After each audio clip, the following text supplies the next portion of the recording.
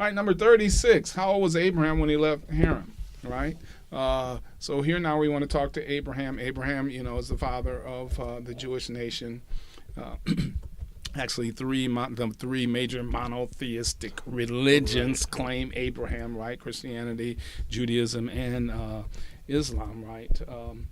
So the question here comes from Genesis 12:4, and it seems to contradict Acts 7:2 and 4, and Genesis 11:26 and 32. Yeah. How old was Abraham when he left Haran?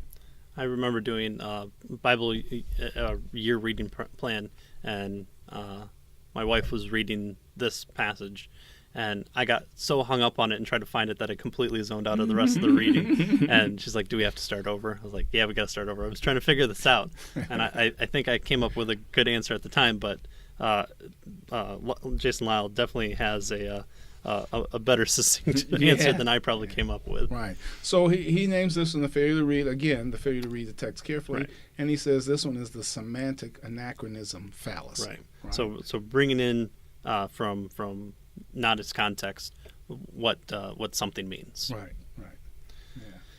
Yeah. Genesis 12:4 says, "So Abram went as the Lord had told him, and Lot went with him. Abram was 75 years old when he departed from Haran." Acts 7:2 and 4. Stephen's talking here. "Brothers and fathers, hear me. Abraham, he left Mesopotamia before he lived in Haran, and said to him, 'Go out to the land from your kindred and go into the land that I will show you.' Then he went out from the land of the Chaldeans and lived in Haran.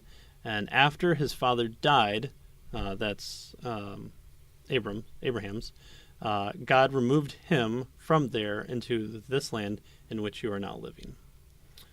11:26 says, "When Terah," That's Genesis 11:26.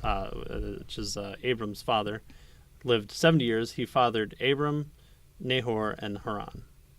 And then 32 says, "The days of Terah," Genesis 11:32. right, "were 205 years, and Terah died in Haran." Right. So what's the issue here? Well, he says this is, again, failure to read the text carefully and this particular fallacy.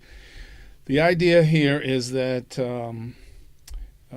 Abraham was 75 years old when he left Haran, Genesis 12:4, and no text says otherwise. Mm-hmm. No text says otherwise. The other passages listed by the critic do not speak of Abraham's age at the time that he left Haran, nor do they give sufficient information to arrive conclusively at such a number. In fact, I'm not even sure what are they talking about here with regard to this one being a contradiction, right? The confusion, he says, may stem from the critic's misreading of Acts 7:4. Some English translations seem to imply that Abraham left Haran when his father Terah died at 205, right, age 205. But Genesis 11:26 suggests that Terah was 70 when Abraham was born. So wouldn't this mean that Abraham was actually 135? Yeah. Right. When you take Terah's numbers from Genesis, the 70 years and then 205, it seems like so at 70 years it says he fathered Abraham, Nahor, and Haran.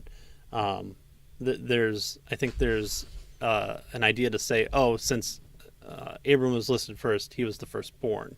Well, he might not have been the firstborn there. He might have. He might just be listed as importance.